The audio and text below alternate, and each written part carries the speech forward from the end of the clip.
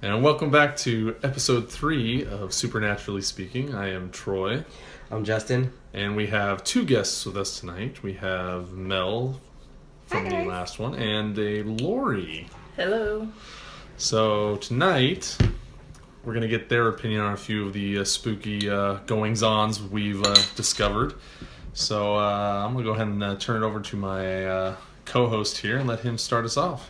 Alright, so after searching through Reddit, found a story by the title of "It Took 22 Years for My Dad to Finally Tell Me This Story." The birds and the bees. We've already gone over this. I'm new. I'm actually. Son, you're This is me speaking. I'm new to it, so I don't understand the names the or anything like that. anything. But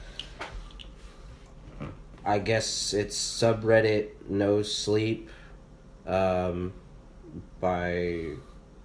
Dillyboy22. Okay. Dilly boy, huh? Dillyboy. I'm Alright. sorry. I'm sure you're a really nice person. Alright. Or something. Dude, change the name. Maybe his name's Dylan. No. Dylan. I don't give a... No. Dylan! It shouldn't be Dilly Boy as a nickname, though. Yeah, I'm dude, sorry. if you are over the age of 3, you need to change that from Dilly to something Alright. fucking manly. Dilly Man. Dylan. Yeah, go Dylan or the Dill Man cometh. I'll even take that. Jesus Christ. Okay. I will begin this post with a little context. Over this past weekend, I attended a family reunion in Central Texas. As per tradition, my relatives began to share ghost stories around the campfire late one night. What kind of tradition tells ghost stories at a fucking funeral? Yeah, This that's wasn't a so- It funeral. didn't say funeral. It said family reunion. I swear I heard funeral. No. in there. I thought I heard funeral, too. So. No, it said reunion. I'm pretty sure. Family We can reunion. say You're that. pretty sure? Okay. We'll go back to family reunion. Okay. We'll I've go been to married to him for a while, so I know how to understand the things that come out of his mouth. Okay. All right. Family reunion. Family reunion. Maybe he merged them in together and it just came out. Central funeral. Okay. Texas. Okay. Okay. All right. Picture this. 1946. Oregon Trail.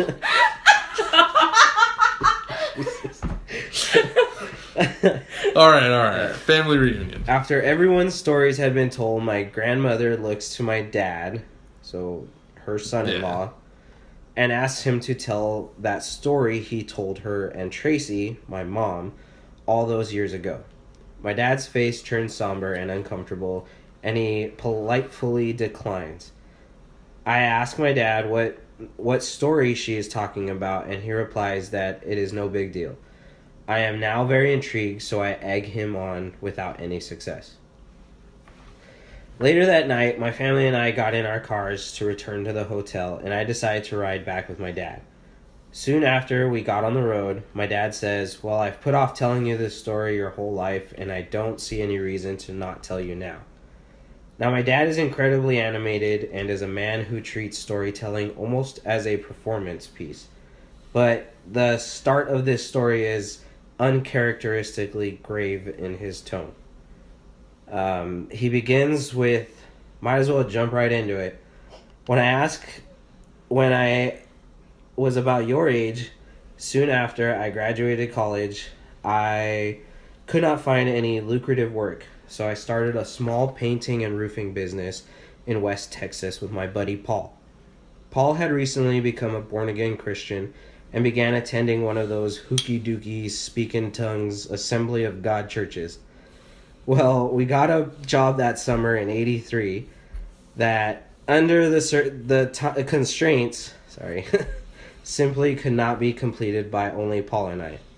Paul said he knew a man named Armando from his congregation who was a recovering heroin addict Oh. that really needed work. Yeah. I bet he does. Somebody say, I'm sorry, I had a little Scientology in my ear. What was that?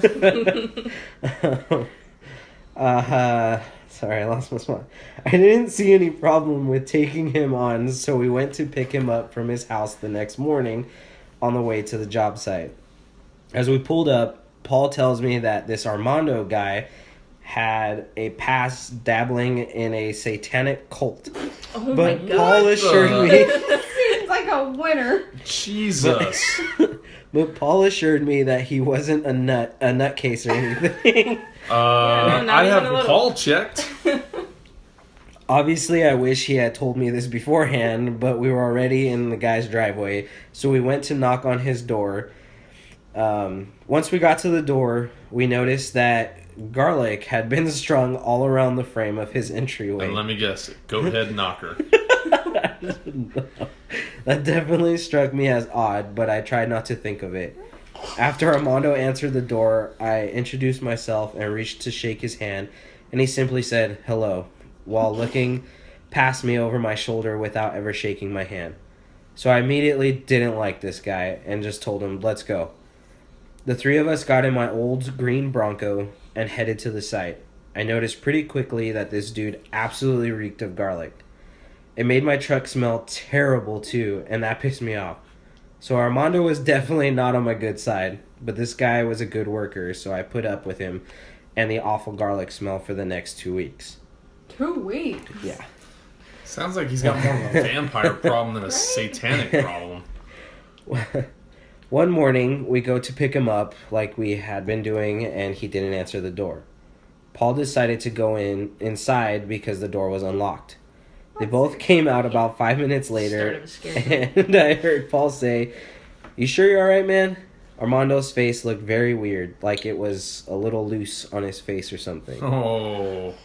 He was moving very slow, fucking too, Skinwalker, holy shit. and fucking- wasn't saying a word. Like an idiot, I didn't say anything to Paul about it, and we all loaded into the truck to head out.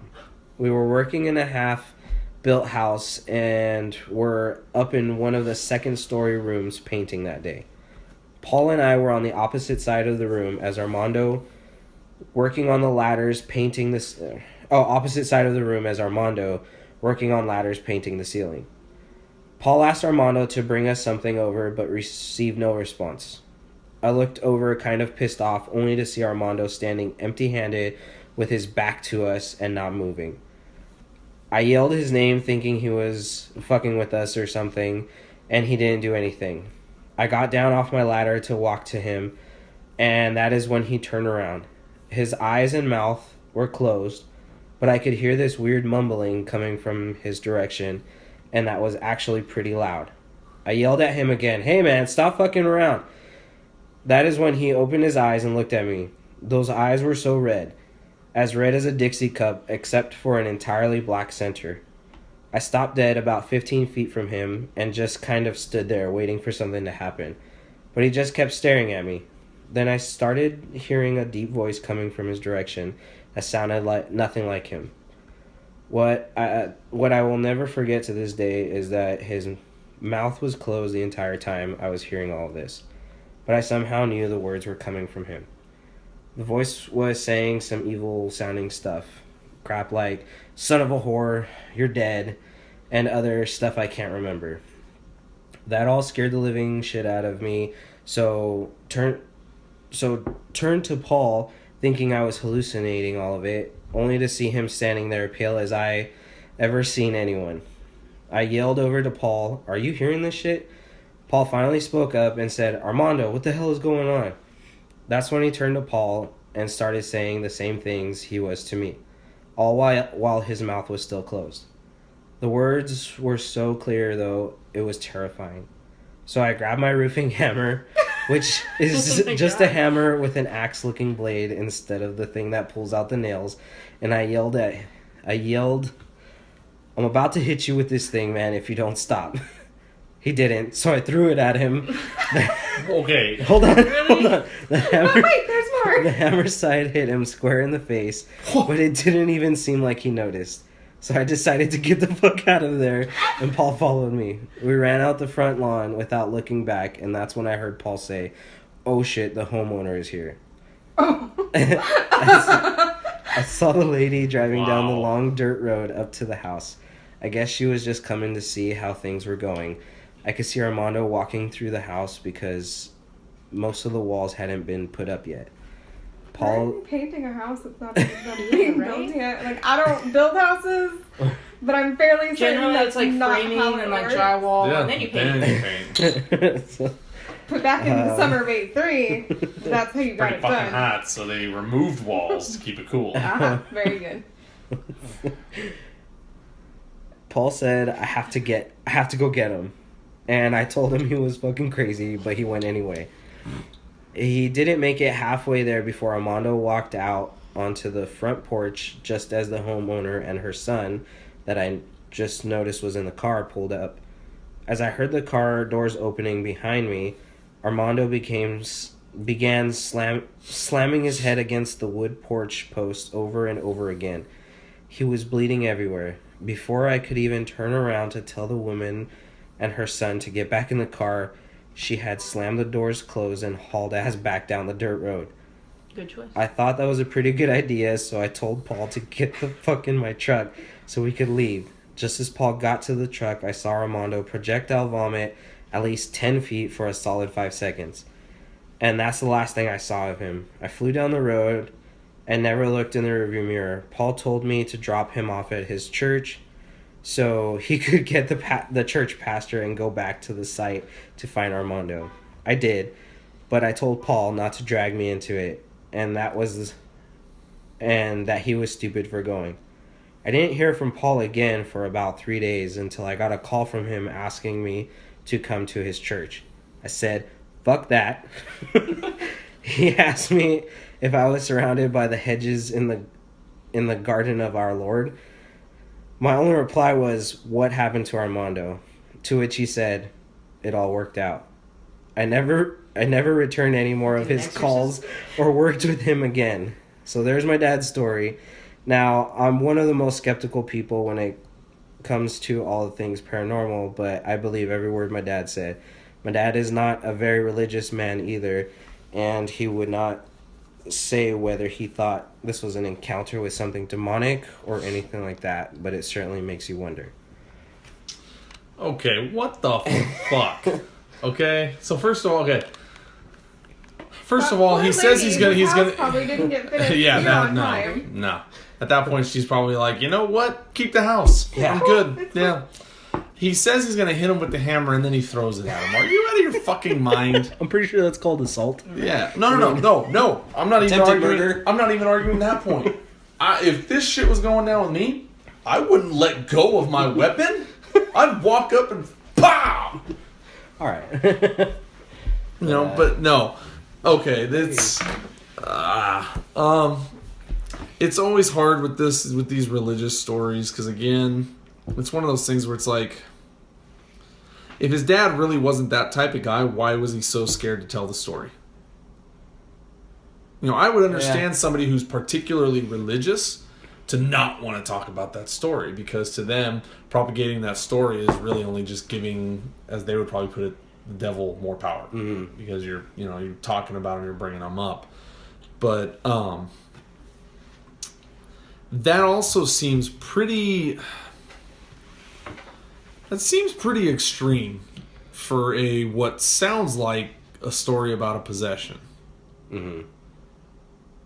That's an extreme level of possession right there, and the fact that his buddy Paul. Armando's the crazy one. Yeah, Armando's the one that's possessed apparently. It seemed just. If Paul was really that religious, what made him think that he could snap him out of it? Okay, and then on top of that, I don't understand I have no understanding of what the reference of the garlic is, to be honest. I've always known garlic to be said that it wards off vampires. Yeah, who knows? I think Dilly. Could be a woman. Yeah, that's I don't true, know. I guess. Was talking about that was because just to explain like how weird this guy. Yeah. My whole issue is it wasn't.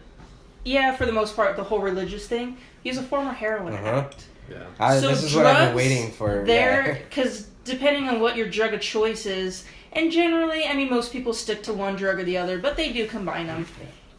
And I've had enough experience in my field choice where I've seen some crazy fucking shit with people.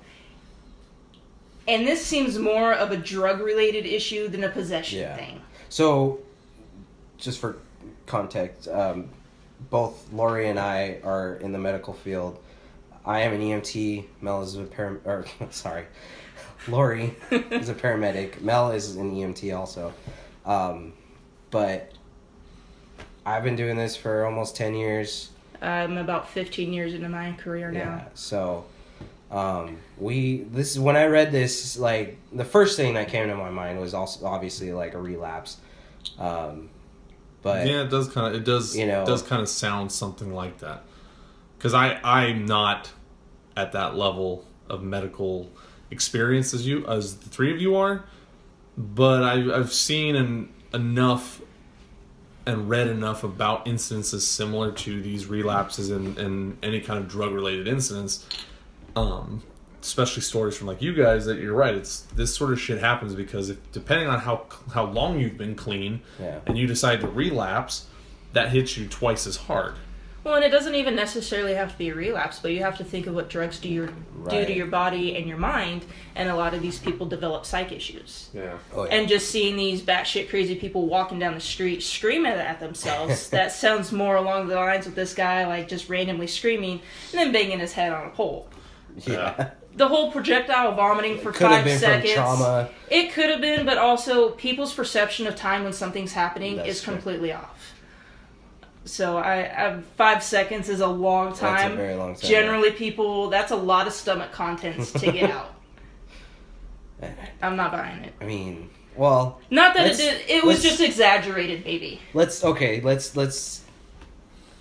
from the time that he whacked him upside the head with the damn hammer Yeah. to the point where he starts ramming his head into the post.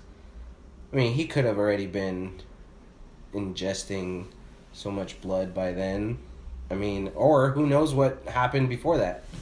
It sounded more like that scene from, what is that, The Exorcist? Yeah. With the green slime and all that. I don't know. It just... Yeah, So. see, and that's what I mean. Like honestly, what kind of ended the perspective for me was when he started talking about the projectile vomiting.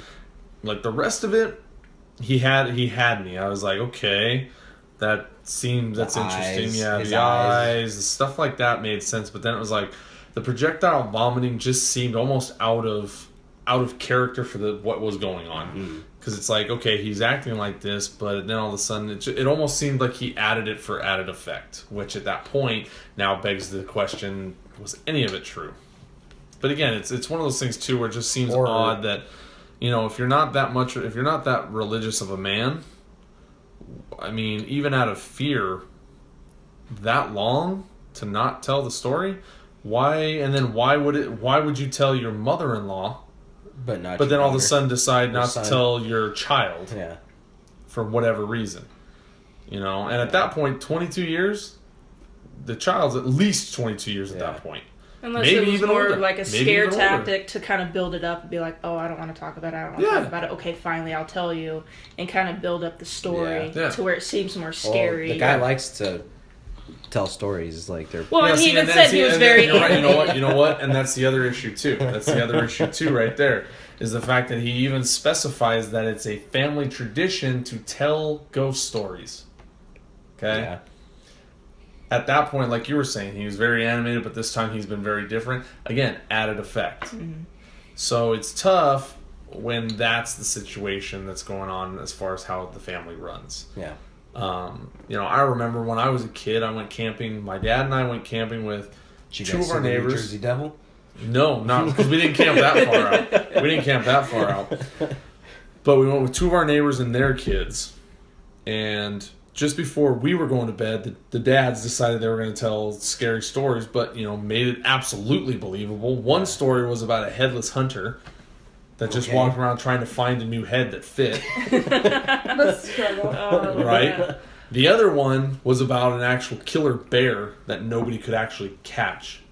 Oh, but would so continue brave. to kill people, right? This is another. But you know, happy but aunt. again, at that age, we were Yeah. freaking out because then, of course, half an hour after we were supposed to be asleep and we were kind of freaking out, what did they do? Tents start shaking. No, we were in a motorhome. They started rocking the motorhome. All of a sudden, like, they started rocking it, and I don't know, I still to this day don't know what they used, but they used something to drag it along the side to make it sound like something was like scratching the side, and I'm You like, guys can't do that to me this summer. you know, but that's just it though. No It's one of promises. that's just it though. It's like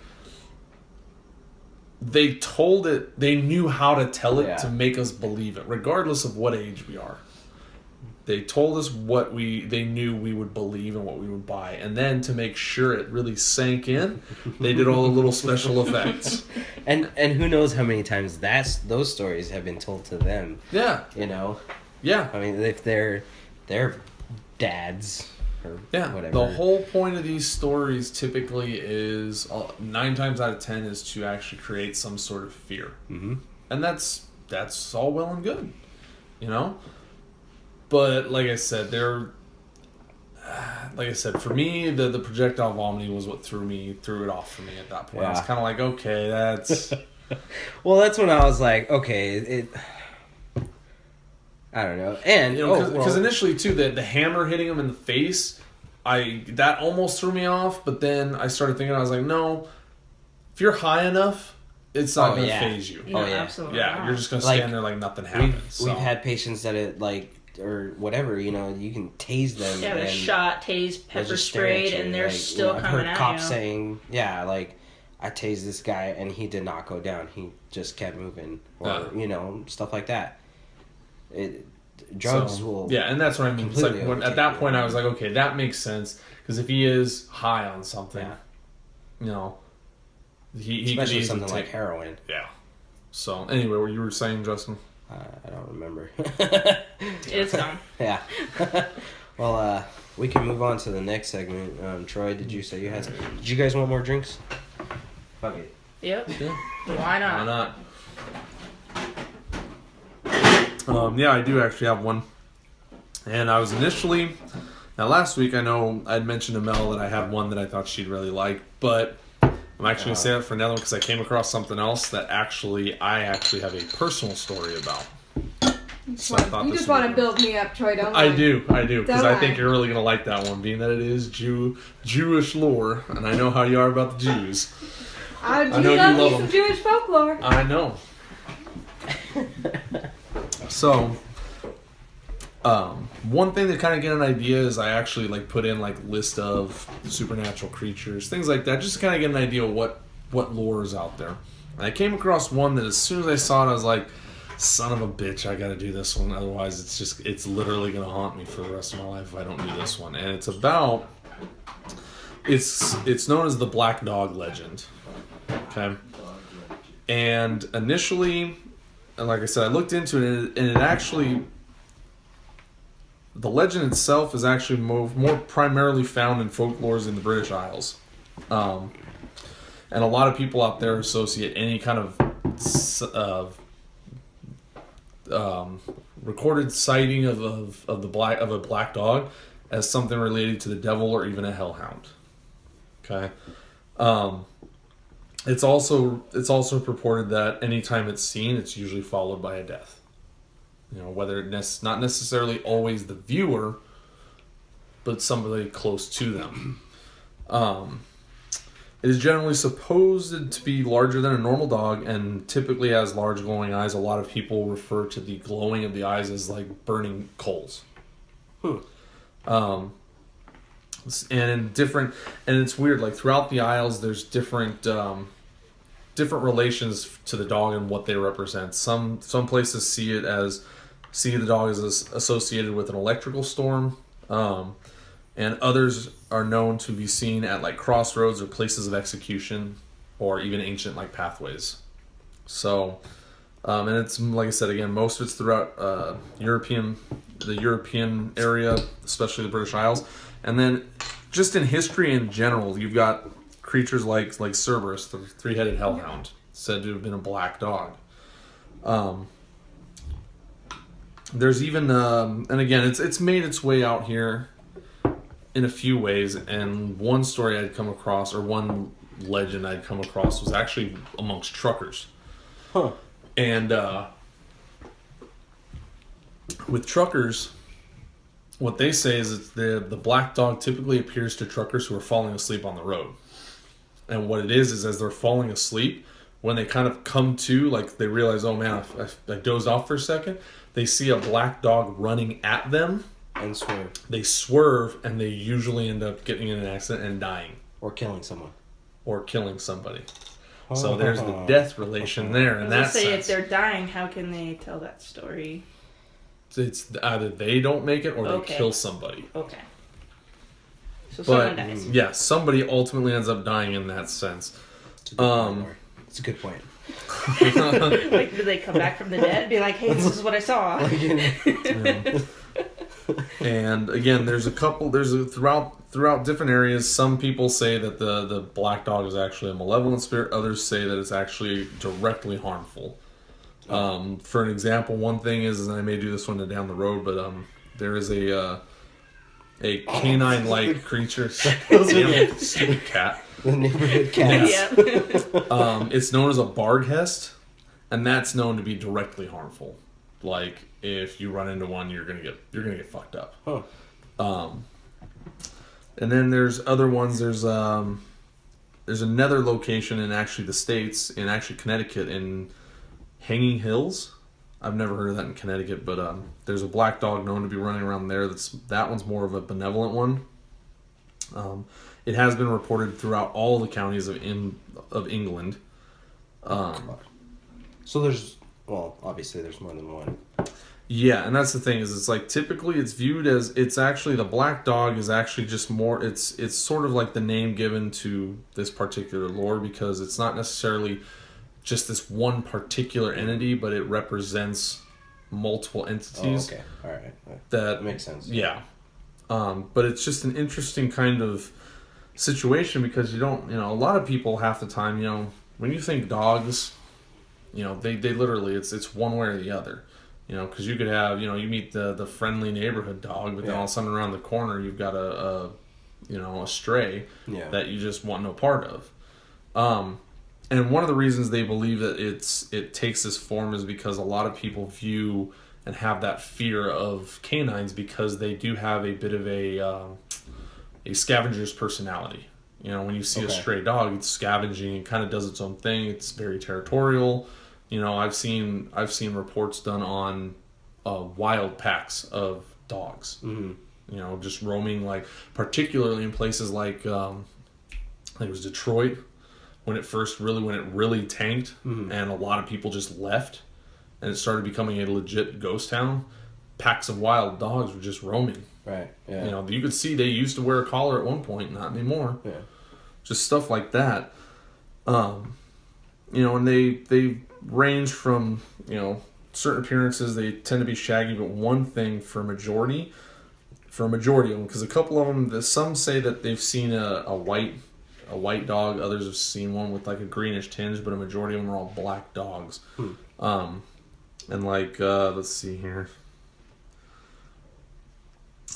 I had a couple, I got a couple sightings here. Let's hope some of them are I know, better right? than I know, New Jersey folk. Right. I actually did find a list that was fairly extensive of like how far back it like the sightings have been like recorded, so to speak. The first one goes back to 856. Whoa. But where I found it, the guy doing the research was kind of reading about it, and he's like, there was really, back then they didn't really keep, it was more of a story as opposed to actual written records, so there's really no way to truly verify what it is. But like, majority of them all go back as far as 1552. Okay. And all the way up to like these days. But like one of the stories here, let's see here.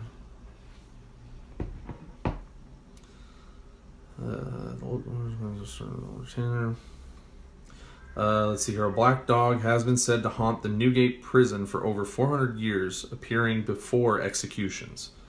Huh. According to legend, in 1596, a scholar was sent to the prison for witchcraft, but was killed and eaten by starving prisoners before he was given a trial.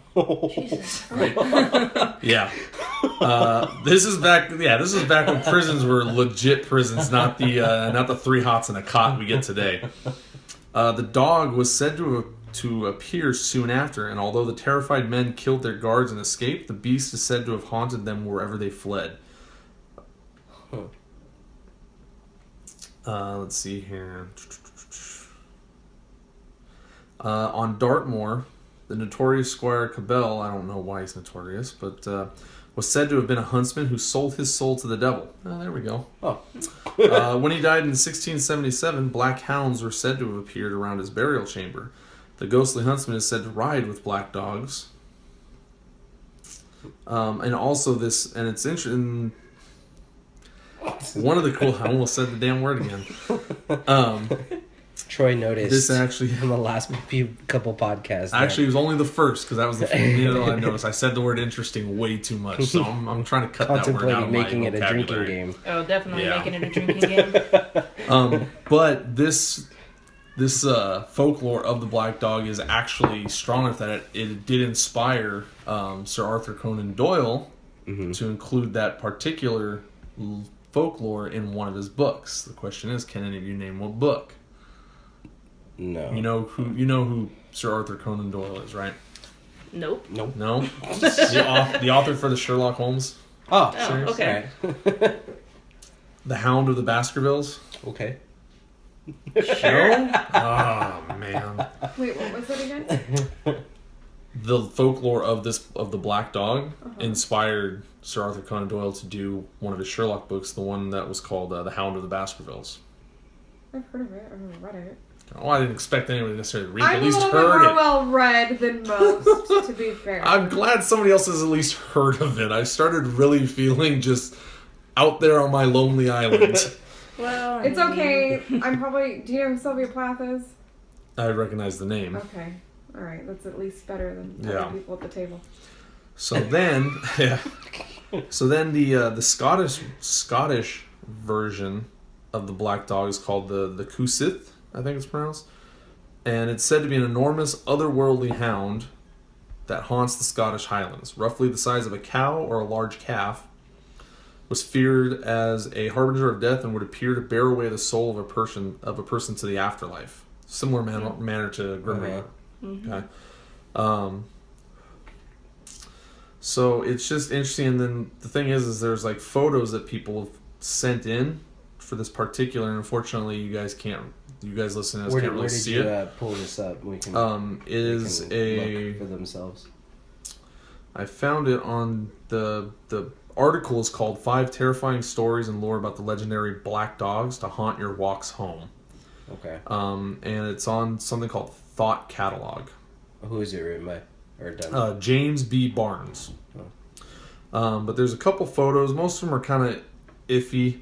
But one does actually kind of throw me off just because it's like, it doesn't necessarily seem creepy. And I'm going to show you guys. It looks like it's like it looks like they're trying to go down like almost like a set of steps or something. But so they're in a house or no, it's something with grading. It almost looks like maybe a prison. okay. And it just seems odd. Like, you know, sometimes you can kind of tell when somebody's photoshopping something. Like the one above it, one of these other ones above it, this to me seems a little photoshopped. Like something is kind of iffy about that to me. Okay. But with these You know. pictures that you're showing, that's not necessarily hard to duplicate because you just have a well-trained dog be like, go sit there, and then do the flash. But that's just it. I can tell you right now, I don't think even with their eyes, with the reflection of their eyes that as I've seen in photos, I don't think I've ever seen them look like this. And like I said, you know, I've had dogs. I've taken pictures of them in the dark, and I've seen the reflection come off. Because normally you see the reflection of the pupil and the rest of the eye, almost two separate reflections, just one on top of the other. You know. So again, but they're photos, and they could be anything. Yeah. Who knows? They could be anything. So let's see here. I'm just gonna pull a couple of these stories. I haven't looked through all of them. but they kind of have like a little bit of a title. So, 1934 Irishman's Black Dog Encounter. He was just drunk. I was gonna say. Well, that's I'd why take I'm. that. Yeah, you know what though? Hey, you never know. I'm allowed to say that. I'm a redhead. Here we go. This is a quick one. You good? In 1934, an Irishman working during a potato harvest time in the town of Willowton in Lincolnshire, England, was followed by an unnaturally large dog as he walked along the road next to Blyborough Fish Pond. The experience left him very frightened as he somehow felt it was not a natural animal. What he didn't know was that the area had a history of being haunted by a large black dog. Okay. So again, this could just be a simple case of the willies. Yeah. But it's interesting that he was unaware of the fact that this is a common sighting in the area. And, and let's be honest here, we all know even some of the larger breeds of dogs, if you've been around dogs even generally in your life, you can tell particular breeds, whether you know what the breed is or not, and get a general idea of what size they get up to. Yeah. Granted, there's always the anomaly, that one particular dog just happened to be the larger of the group, But let's see here. Let's do 2014. Large dog skeleton discovered under a church. That one seems interesting. Skeleton. 2014, archaeological group Dig Ventures discovered the skeleton of a dog in a shallow grave in the ruins of Leiston Abbey, Suffolk, England. News Well, that's coverage implying that they're actually like real. Exactly. That's where the question comes in: is are they? Because if they follow more of a hellhound, I guess role. Yeah. That's more of a supernatural physical Right. creature as opposed to just an entity. Okay. So it's possible that it could very well be a real creature. Okay. They stressed that it says the news coverage of the fact released by the Daily Mail in 2014 stressed that the dog was 7 feet tall and that it might date from the time of the famous Black Dog attack at Bungay Church in 1577. Now again, So they actually attack people also? some of them do. Some of them do.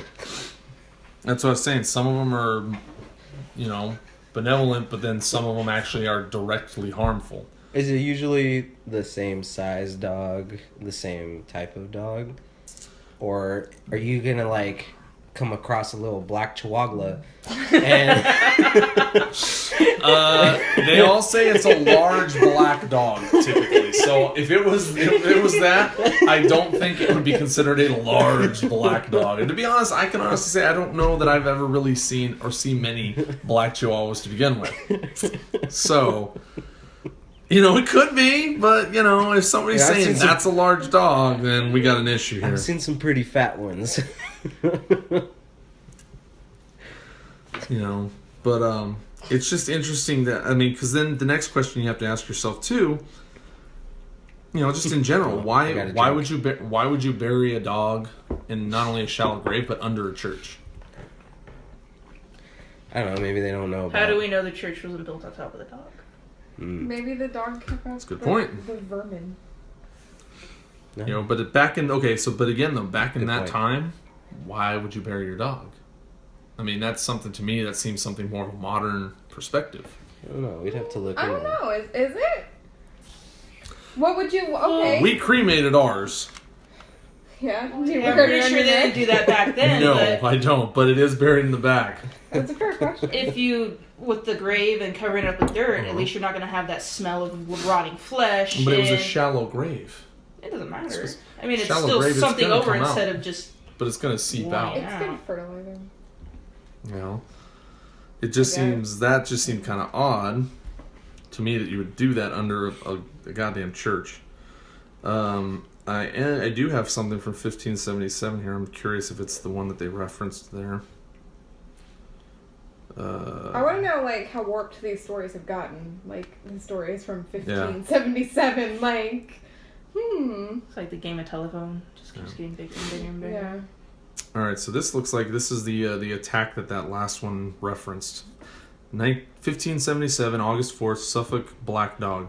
According to a very old manuscript, on Sunday. So You this is don't actually say very old. right? Very. Hey, Very. it says it right here. But now we find ourselves, we have a written account of what actually took place here. So that's a little more than just Alright. hearsay. Sunday, August 4th, 1577, a very strange series of events happened in the county of Suffolk, England. The manuscript was written just a short time after the events it details and was reprinted in 1820. It is from a copy of this reprint that I summarize the events described below. The legend.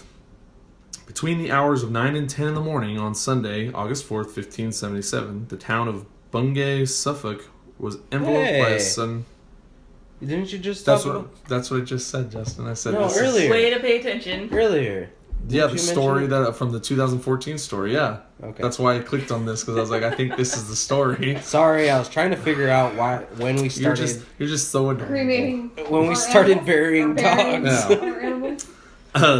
Was enveloped by a sudden storm, and rain fell in astounding abundance and with a great force. Okay, so the dog hasn't been seen, but it's a storm. Now, again, some places view them as the omen that's leading to a storm. There was thunder and lightning of such force as to perplex and terrify all within the church, for the force of the thunder caused the very building itself to shake. The interior of the church had been plunged into darkness by the unexpected weather, with only the flashes of the lightning bringing temporary illumination. Out of nowhere, a dog, black in color, appeared within the church, surrounded by fearful flashes of fire. Inside of the church, that's just mean. Yeah. A scene which caused some to think that doomsday was already come. The black dog ran swiftly down the body of the church and passed between two people kneeling at prayer, which somehow wrung both their necks backwards and killed them instantly. Jesus. The dog then bit another man on his back, causing the man to be drawn together and shrunken up as it were a piece of leather scorched in a hot fire, or as the mouth of a purse or bag drawn together with a string. All I can think of is like a shrinky dink. You remember those that you like Yes. put in the oven and they like Yeah. So, and you know what? That's, I would agree though, that's what it sounds like. You know, despite this bizarre injury, the man did not die. In addition to these I strange wish he did. events, oh, I'm sure he wished he did. In addition to these strange events, the clerk of the church had been cleaning the gutter when a thunderclap had knocked him down. He survived the fall without harm, only to be confronted by the same black dog that the congregation had seen. He escaped without harm, thankfully. The rector of the church called all the people to prayer after the strange dog was gone and managed to calm the panicked crowd. When the report was later written up, the author was quick to point out to skeptical readers that the church's stones and door both retained the marks of the black dog's claws, and the clock of the church was in fact torn to pieces. On the same day, the weather before or after the events at Bungay is not made clear. A similar black dog, possibly the same one, was seen in the church of Blythburgh, around 12 miles from Bungay, where it entered and was seen on one of the main beams of the church. It suddenly swung down from the church, blasting many people, killing 2 men and a boy, and burning the hand of another member of the congregation before, quote, he flew with wonderful force to no little fear of the assembly out of the church in a hideous and hellish likeness, end quote. maybe it's just like a wolf with rabies. Perhaps needless Wow, to that say, sounds really basic, yeah. I'm sorry. right? The author of the Piece of manuscript bitch. states that there were many witnesses to these events. So, you know, that's Interesting. it is, but Perplexing. it's one of those things too where it's like if that's how many people, you have to figure if whoever wrote the manuscript, somebody would have had to have questioned it, and if they spoke to all the witnesses and they all said the same damn thing, I can't imagine that they all just kind of decided to come up with this out of the blue. And they're stating that there was physical evidence on the doors and everything that this thing was there. Okay. This creeps me the fuck out just because of my personal experience with this this entity. Now we're getting to it. Is that what y'all been waiting for? Yeah, that's what I've been waiting for. Okay. It's probably from my mid to late teens. So for those of you who don't know, I'm 32, so that puts it at least 15 to 18 years ago. Regularly, probably a couple times a year at least, I actually have nightmares about actually a pair of black dogs. They look like dire wolves, much larger, so probably the size of a bear, and like a super muscular looking wolf. Completely black, almost like they're made out of pure shadow, and their eyes do burn red. And the dream is always similarly built. I'm with a group of friends, it's at night, and we're coming from some sort of event, whether it be like a movie or something. We're walking home, and we hit a point, and after reading this, what creeped me out even more too was the fact that it talks about seeing them at crossroads. In my nightmares, we hit a proverbial crossroad because I split off because I live in this direction and everybody else lives in the other direction. So I'm suddenly cut off from everybody else. And the last one I remember having, I was walking through a parking lot similar to actually your guys' apartment complex, where you kind of have like some just like overhangs, but it's like a couple aisles of them. And as I'm walking, I can hear something eating something else. Like, you know, that particular sound that you hear somebody eating or something being eaten. And I hear it. And I start looking down the aisles because I'm walking down one end. And I start looking down the aisles because as I'm walking, it's getting louder. And I finally come onto this one aisle and I see it. Halfway down the aisle, eating something. There's blood everywhere. And just going to town. And at that point in the nightmare, I'm like, shit, I need to get out of here quick. So I start moving real quiet and real slow because I'm like, I don't want to draw his attention. And out of nowhere, just when I'm like 2 or 3 steps away from like getting out of its sight, it stops, it looks at me, and it starts slowly walking towards me. So I'm like, nope, I'm out. So I go to run. Now I'm still moving that slow, even though I'm like doing the freaking Running Man, but I'm moving super slow, and I'm like, fuck, I can't get out of here. And I'm going, and I'm like, shit, he's going to be around the corner any minute. I get halfway through the next aisle, and I turn to look down the aisle, and I see him on the other end of the aisle, peeking his head around the corner and starting to walk down that aisle. And I'm like, the fuck? And I start freaking out. I'm like, okay, at least I got more time to run. And I realize, no, I don't. Because I turned back behind me, and the aisle that I saw the first one, he's still coming there because he pokes his head around that aisle. So now I find 2 of them staring at me. And I'm still trying to run faster, and I can't. And just when I feel them like getting within like eating distance, I wake up, cold sweat, breathing heavily, and just not having a good time.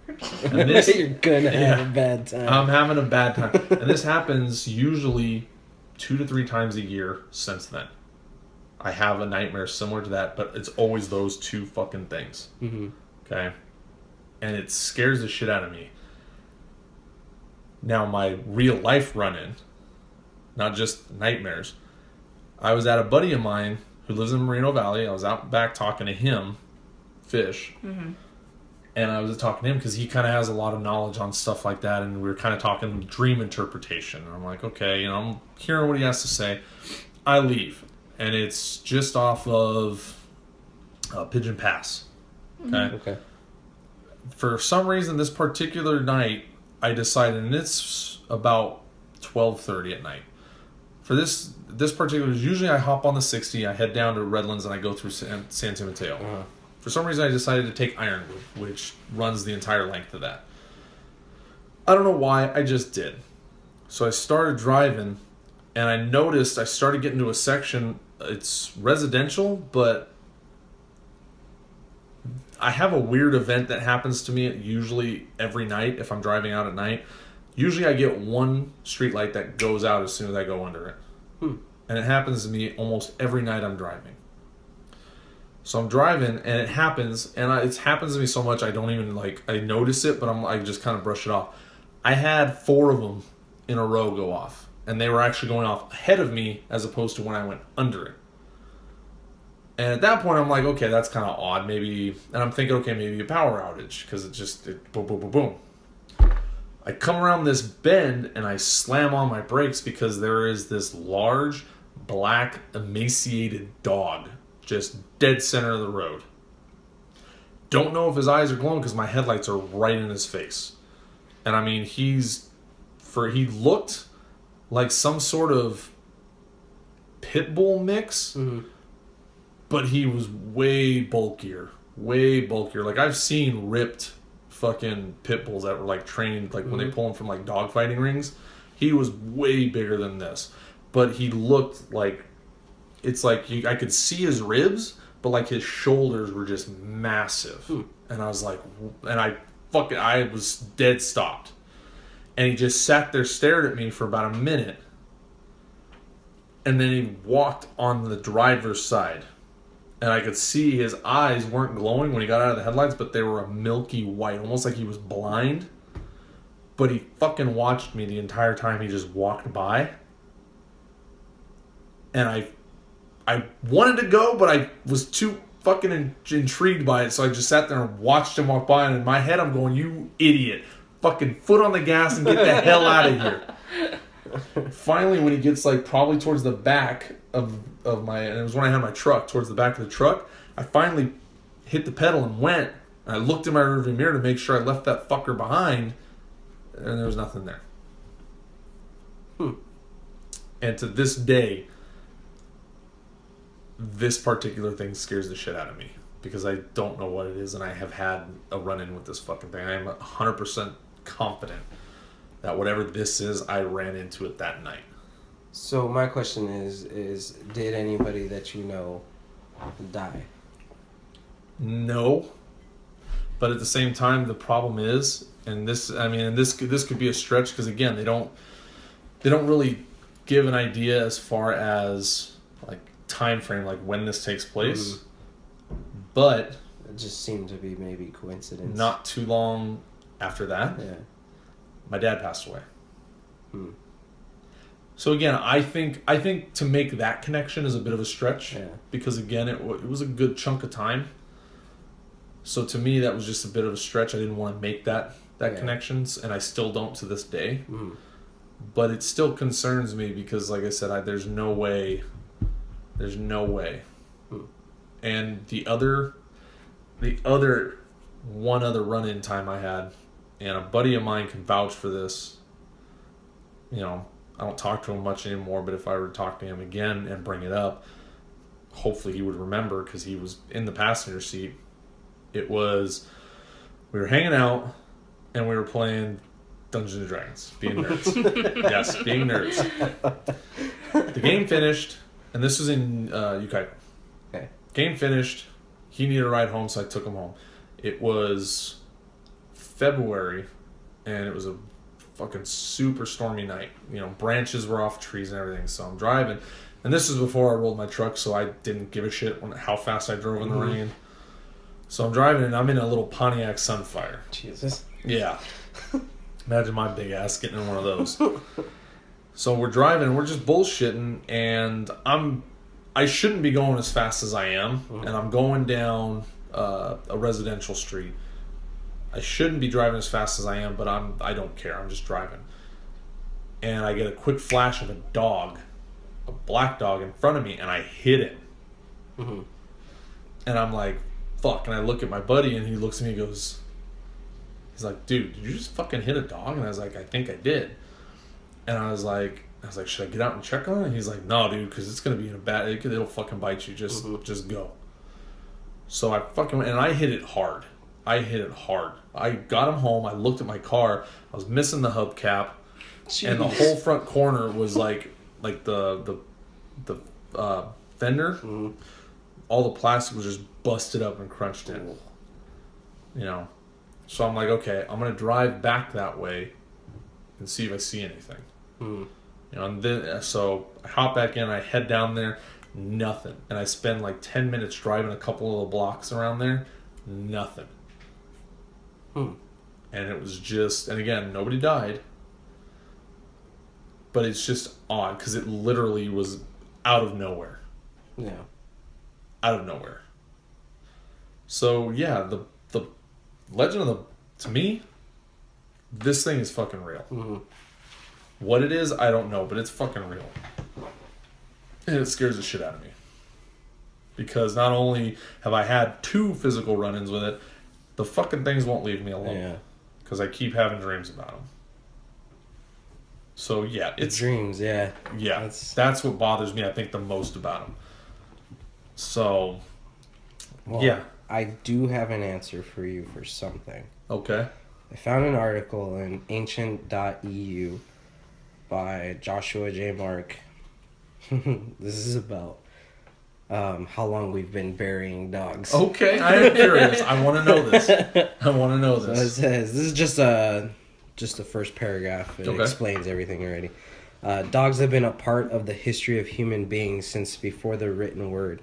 The ancient temple of Göbekli Tepe in Turkey, dated to at least 12,000 years BCE, has provided archaeologists with evidence of domesticated dogs in the Middle East corresponding to the earliest evidence of domestication, the Natufian grave. Discovered in Israel, Oh, somewhere in Israel, I'm not even going to try to pronounce it, in which an old man was buried with a puppy.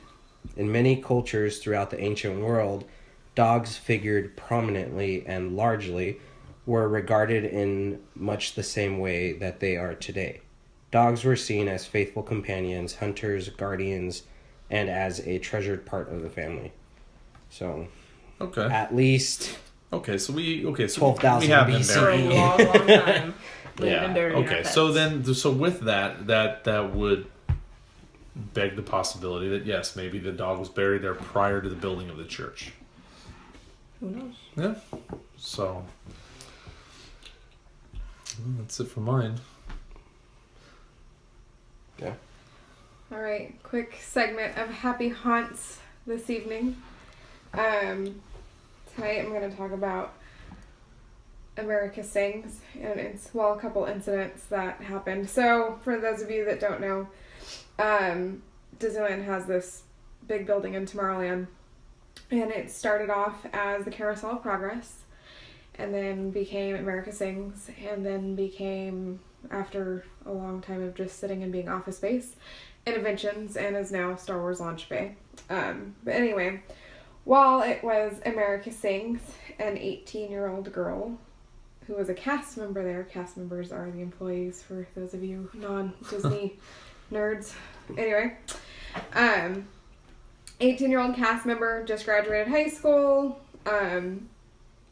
was working the attraction 2 weeks after America Sings opens. So it's still a super, super new attraction, and it was actually done to celebrate the bicentennial of America. Okay. Gets crushed between 2 moving walls. So if you're familiar with old school Innoventions, the building rotates. But during America Sings, if you were lucky enough to ever have been on that, the walls rotated. I'm trying to figure out how to describe this for people who cannot see my It's kind of hands. like a stage set. So the audience is in... The audience moves though, and the stages stay. So you Yeah. almost go into different rooms. Yeah. So she was trying... Well, there's a couple of different accounts, but the most consecutive is that she's hopping between 2 scenes, 2 stages. She gets caught in between the walls and literally gets crushed to death in between the walls. Sounds like they're gonna be singing a funeral dirge after that. It's not a great, big, beautiful tomorrow for that girl. No. No. No. Not even a little. That was a sad reference. America Sings for her. Yeah. Are there reported sightings or anything like that? Yeah. Or- So different cast members say that they've seen her kind of walking around, and there hasn't been any super recent ones, and I wish there were some more recent sightings of her. But back when it was still like later America Sings, because America Sings didn't close until I think 88. That she would tell cast members to be careful. Huh. Because it still rotated, or did it stop? What they did is they obviously Disney instantly closed the ride after that incident. Right. And they had the walls break away. So that like they could be, so if somebody got stuck, it wouldn't crush them again. Yeah, so that they could actually be pushed out if that were to happen again. Could you imagine being like smeared like a fly? Yeah. She obviously can't. I've also heard that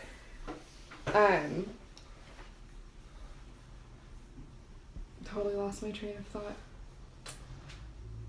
Heard. Gone. It's gone. All right. It's gone. That's all. That's all, folks. So now we know to like her look dreams. for. Now we know to look for a tiny boy near Haunted Mansion and a cast member at Star Wars Launch Bay saying, "Be careful." Yeah. Well. Well, maybe not so much like anymore. I said, this is still when it was America Sings that I was saying to be. So for those of you who don't know, Star Wars Launch Bay is they only utilize one story of the 2-story building. At least at this point, the building does not rotate at all anymore. So I want to know if there's still sightings. Yeah. And then the second one is from the People Movers. So the People Movers was an old attraction at Disneyland, I think also closed in the 80s. But at one point it went through the America Sings Interventions building. They called it like the speed tunnel. And a 17-year-old boy thought it would be a fun idea to hop between cars. Okay, this ride goes 7 miles an hour. All right, think about that. 7 miles. Yeah. He got crushed. 7 miles. You jumped too early, clearly. Clearly. So, that a lot of the People Mover, and then I think what were they called, like the rocket rods. Oh, that's right. Yeah. Very briefly after that, most of the track is still there. None of it still goes through Interventions, but there's been sightings of seeing him walk around. At least he's not jumping around anymore. Oh, this is true. We'll save the good grad. Well, at least now he can perfect his jump and not risk free injury. That would be the time to do it, you know. Let me see if I can nail this. Maybe that's why he's still walking there. He hasn't pulled the jump off yet. The sad thing is like all I can picture is like Austin Powers when they're in the hallway and he's like in with the like roller. And he's just slowly... Stop! Get out of the way! Move! God. Well, I think we're going to wrap it up now. I think so. Good night tonight. Like always, if you like the podcast, please like and subscribe to the YouTube channel, Supernaturally Speaking. We also have an email, supernaturallyspeaking@gmail.com. Send us your stories. Suggestions. Anything like that. Anything you want us to look into. This is Supernaturally Speaking. I'm Troy. I'm Justin. Have a good night.